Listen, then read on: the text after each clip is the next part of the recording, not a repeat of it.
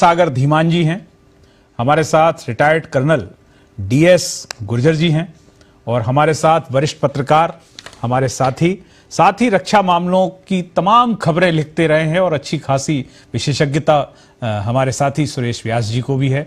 तो सुरेश व्यास जी भी इस कार्यक्रम में दिल्ली से जुड़ रहे हैं। कर्नल DS गुर्जर साहब हैं। गुर्जर साहब, ये पता है चाइना को भी कि हम 62 वाले देश नहीं हैं और समय समय पर उनको हम ये समझाते भी रहते हैं। गलवान में समझाया, उसके पहले भी समझाया। फिर इसके मकसद क्या है कि 300 PLA के सैनिक अब ये पेट्रोलिंग तो नहीं कर रहे थे, सीधी सी बात है। और जहां तक मैं समझ पाया हूं कि 300 के लगभग सैनिक यदि आ रहे हैं तो बिना किसी राजनीतिक उसके नहीं आ सकते।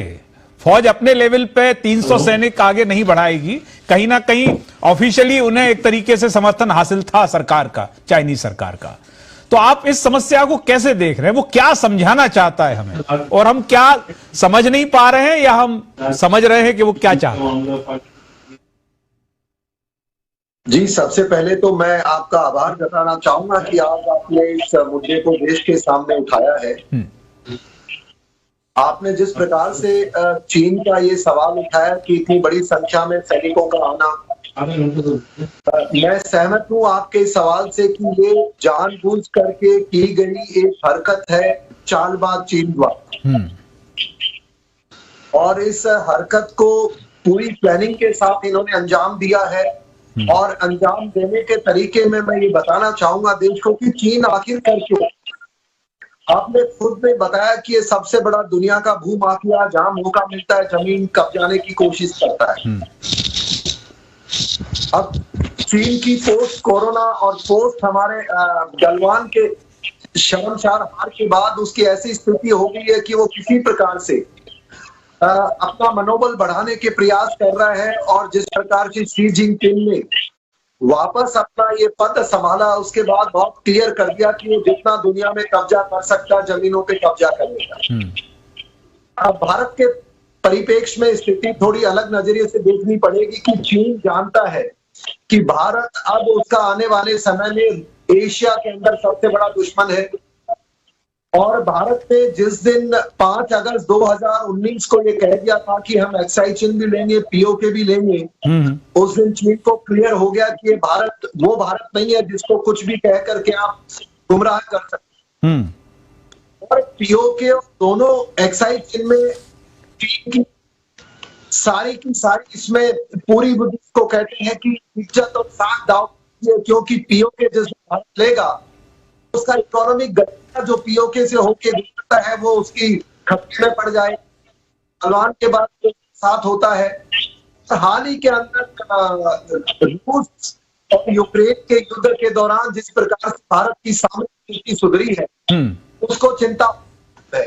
और हाल ही के अंदर जिस प्रकार से हिमाचल प्रदेश के अंदर UN के साथ सैनिकों ने एक एक्सरसाइज की और 23 तक जो एयर एक्सरसाइज प्लान है, तो मैं मानूंगा कि चीन को चिंता होनी और उसने ये सोचा कि गर्मी के बाद कुछ इज्जत बचानी है। तो इस सर्दियों का मौसम जहां पर ये हरकत की है वो करीब 17,000 की एक चोटी है जिसके ऊपर भारत की सेना का कब्जा है जी। वो नो मैन्स लैंड एरिया में बर्फ और खराब मौसम का बांध लेके और इसका लाभ करते हुए कोशिश कर रहा था कि अगर जैसे कारगिल के अंदर हमारी भाई पाकिस्तानी हमारे विड्रॉ करने के बाद आए थे तो इसने सोचा मौसम खराब है, कुछ ऐसा कर। और उसके क्योंकि वो देखिए आप अरुणाचल प्रदेश और तवांग जो इलाका है, चोटी की बात होती, जो चिकन लेक है जो वहां पर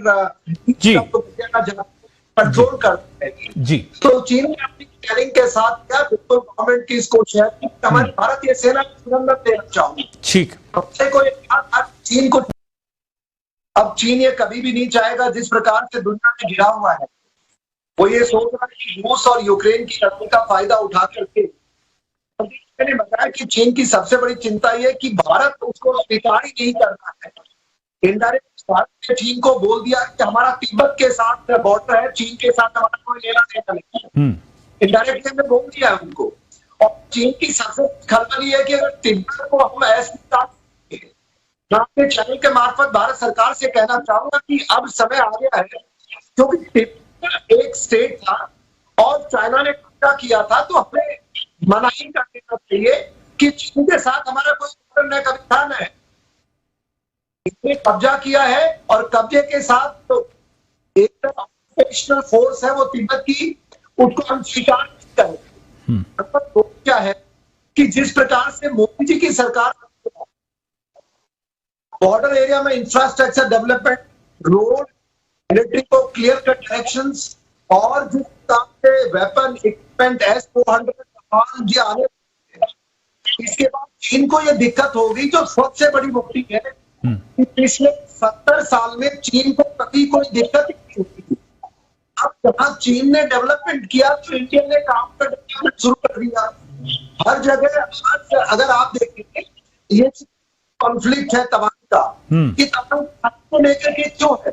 अगर हम यहाँ का देखें तो मैं आपको बताना चाहूंगा कि सेला तवांग एक रोड है जो कनेक्ट करती है अरुणाचल से बहुत तार से श्रीनगर के अंदर श्रीनगर ले जो रोड आती थी, इसी को ये चाइना ऑक्युपाई करके हमें अच्छा चाहता था, रिपीट करना चाहते थे और जो पिघलती तो ये हमारे ऊपर उसी प्रकार की कार्रवाई करनी चाह रहे थे। देखिए आजकल हमारी सेना भी मुस्तैद है, हमारे गवर्नमेंट भी मुस्तैद है, तो उनको पता लग गया, इसलिए हमने काउंटर करके चाइना के प्लान फेल कर दिए। नहीं, आपकी बात सही है कि वो भारत मुस्तैद है और ये मुस्तैदी ही कहीं चाइना को थोड़ा परेशान कर रही, क्योंकि हमारे साथ सुरेश व्यास जी हैं। सुरेश जी आपको हमारी आवाज आ रही? जी।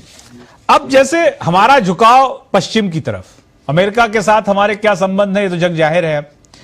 तो आपको लग रहा है कि ये जो चीजें हैं जिसमें वो चाइनीज बार बार कहते हैं कि वेस्ट हमारा उपयोग कर रहा है चाइना के एक तरीके से खिलाफ, अमेरिका हमें उपयोग कर रहा है चाइना के खिलाफ, और जैसे क्वाड है, अभी अमेरिका और भी लें, और आकलन होता भी है कि साहब चाइना जो है एक सुपर पावर की तरह है। तो अभी ताइवान में हमने देखा कि चाइना जो है सिर्फ पैर ही पटक रहा है। नैन्सी पेलोसी आई, डंके की चोट पे आई, ताइवान तो बहुत छोटा सा देश, लेकिन क्या हुआ आगे? तो क्या इतना डरने की जरूरत है क्या चाइना से? कितनी भारी बड़ी महाशक्ति हमारे बगल में है। जी देखिए साहब, अभिषेक जी, मेरा ये मानना है कि चाइना जिस प्रकार से इसको महाशक्ति हो या कोई सुपर महाशक्ति हो, आपने थोड़ी देर पहले एक स्टेटमेंट दिया था कि चीन पाकिस्तान नहीं है। मेरा ये मानना है कि पाकिस्तान को डील करने में हिंदुस्तान को बहुत दिक्कत आती है, क्योंकि हमारी रूट्स एक है।